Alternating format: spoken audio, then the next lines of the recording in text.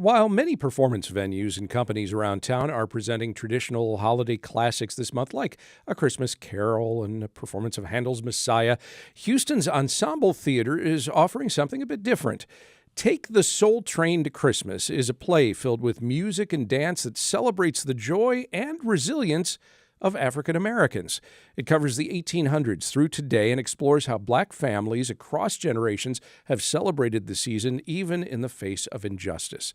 To learn more about the show, Houston Matters producer Laura Walker visited with cast members Fortune Onwunali and Imani Giles. First, though, she talks with director Aisha Ussery, who explains how Ekundayo Bandele's play spoke to her. So when I first read the piece, I thought about myself as an African American, thinking about my parents and all the stories that I heard, all the pain, but also remembering all the joy at the same time. So as African American people, we take mud and we make it magic. How did you make it resonate for audiences today?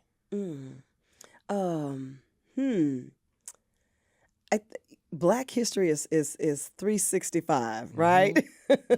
And so we are joy. Christmas is about joy. It's the most wonderful time of the year. And we as African American people, we really live that. We are joyous all day, all year. Now, we're out with our fans and we are doing line dances. And that's something that resonates through the piece. We are dancing, we are singing, we are connecting, we are finding those moments that are held near and dear to us. And that is the meaning of Christmas. It's joy. We talk about the fans. Music is so influential to the African diaspora. It plays a major role in how stories are told within the culture. The show travels through African American drumming, jazz, disco, hip hop, each with its own cultural rhythm. How did music and movement help you tell this intergenerational story? So the movement we found as we were studying, the movement of today is the same movement of the olden times. We just put a little spin on it, you know. We talk about the African movement and how we move our hips. That's what the young kids are doing today in 2025. That's what they did in the 70s. That's what every period.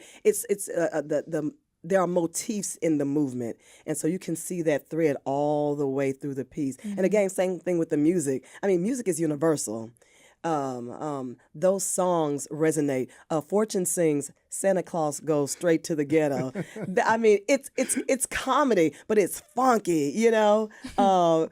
Fortune, talk about that song because Fortune kills it. He does. It's a little James Brown. We all love a James Brown moment. Absolutely, Fortune, you're one of the actors in the play. Can you tell me about that moment? Yeah. So Santa Claus Going Straight to the Ghetto.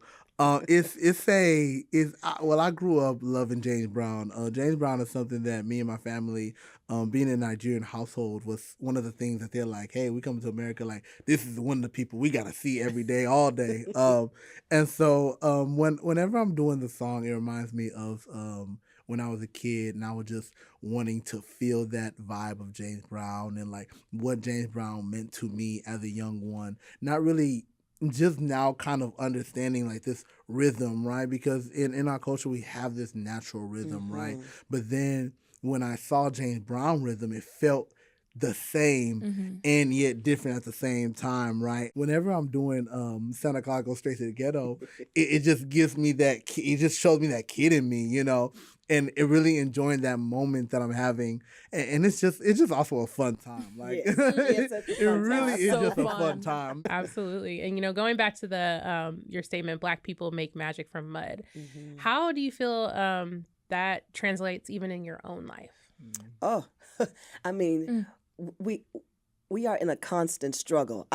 Let's just say life is lifing. Yes. We have so many things to do within 24 hours, just within your household, but there are so many outside influences.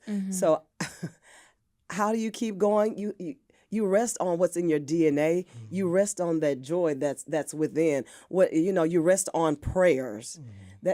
That's how you get by.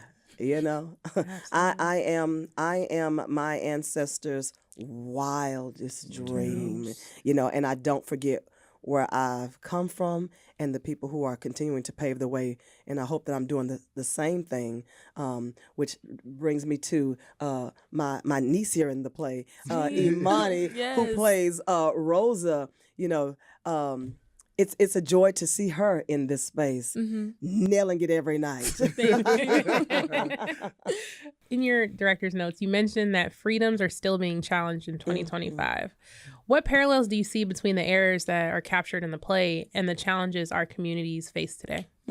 So being a young girl sitting in school and reading history books, I thought that it was something of the past and I would not experience it. Hearing the stories that my parents and, my dad's a philosopher and they sit around the table and talk about all these things and how they're going to move the culture forward.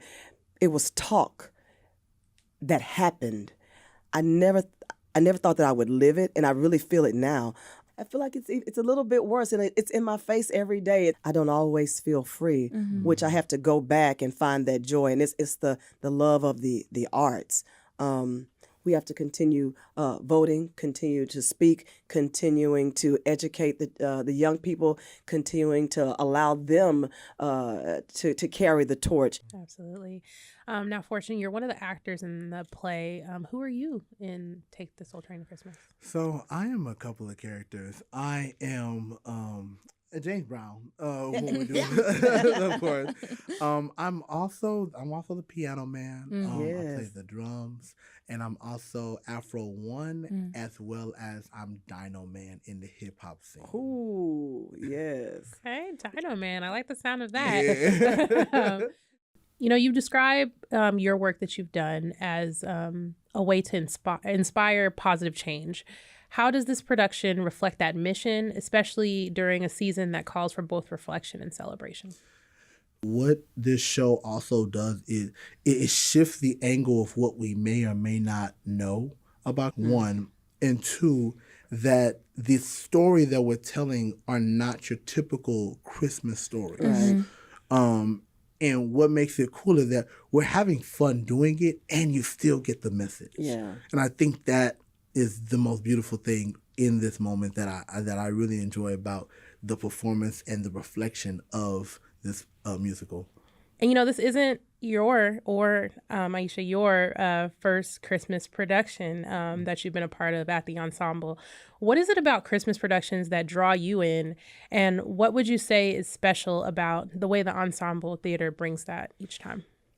The shows that are chosen allow people to just sit back and relax, but also to reflect because it speaks to the demographic, which is largely African American, and so they can see themselves represented in the shows, in the music, in the eras in which they grew up. So I think the ensemble does a really, really great job of creating visibility, and then also making it an inclusive space for everyone, because the E stands for everyone at the Ensemble Theater, right? So, but I'm drawn to it because I understand that I have the power to give someone a night off from whatever it is that they're doing in the world, from work, from caretaking, from, you name it. But I'm giving you a moment just to relax. You can let all that go for about 2 hours, woosah, and then you have an opportunity to step back into the real world if you want to. Or you can just live in the magic of Christmas. Yeah. And I actually agree with the idea of visibility. I think that one of the things that draw me to the Christmas show is the first. And I say the first and in the sense of the Ensemble Theater is the first professional musical theater that I have done. And it was the Christmas show.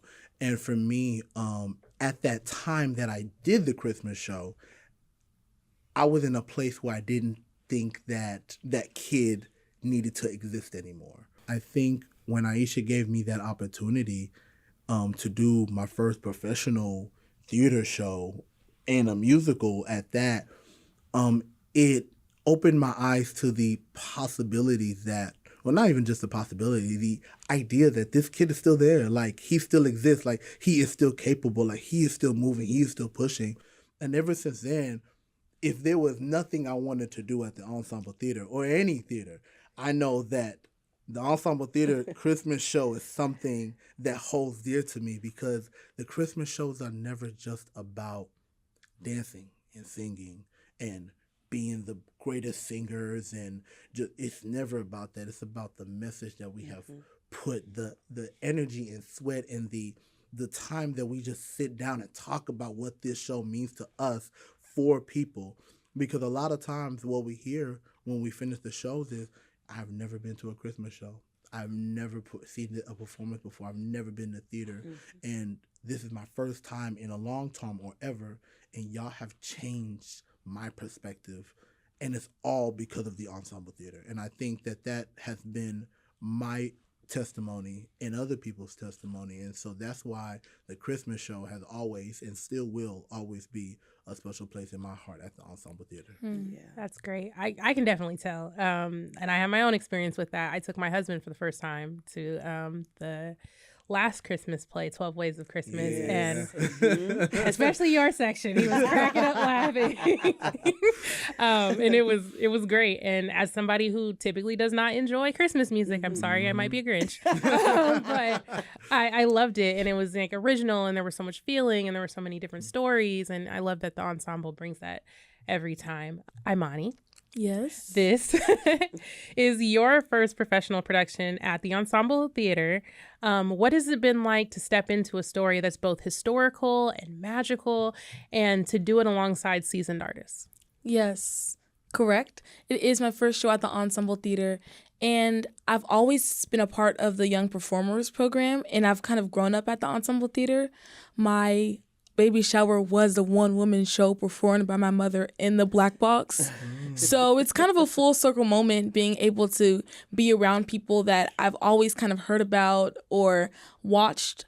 And it's an amazing experience, to say the least, to just be able to hear the minds of Miss Aisha, the director, and to watch Mr. Melvin compose the music in front of my face. Yeah. It is amazing. And it just goes to show how much goes into it, as well as how talented these people are to kind of create these things. Because I've always seen the final product or been a part of productions where it's already been there and it's been something that's been workshopped. I've never been in the room where it happened, the room that kind of put it out there, and to just be a part of kind of the base layer of that, and to be able to build a character on top of that and come up with these different quirks that Rosa might have and different discoveries every night. Just to be a part of that around seasoned actors has been a blessing. As a young performer and creator, what message do you hope your peers take away from this show about heritage, hope, and creativity? How much that goes into it, because it's easy to sit in your point in life and just think of it as that's all that it is. I think that it's easy to look over the history that goes into certain things, to kind of be content or be okay with not knowing. For example, I didn't know how much really went into different generations of Christmas time for Black people before I was in this production. So I just want young people to take away the idea of this being something that was history, but is also the same concept, but just in a different generation. Especially in this day and time where there's so much going on, and there's so many places where heads are turning to see what's going to happen next over here, to just kind of understand that, you know, history does repeat itself, and there is a beauty in that. There is tragedy in that, but at the end of the day, it's what you do with that makes you different from other generations, makes you persevere just like people that came before you, and what makes you different. How does that move you forward? What is it about what is going on right now? What is it about these things that help you come into yourself? I think that I want younger people to kind of expand their minds and not be okay with just sitting and watching and waiting, to be those people who go in front of the bar and hook hands with the people that are already doing the thing and singing out when no one else is, and just being that first step because somebody has to do it. Actors Imani, Giles, and Fortune Onwunali, along with director Aisha Ussery, they are all from Ensemble Theater's production of Take the Soul Train to Christmas. It's on stage through December 21st. They spoke with Houston Matters producer Laura Walker.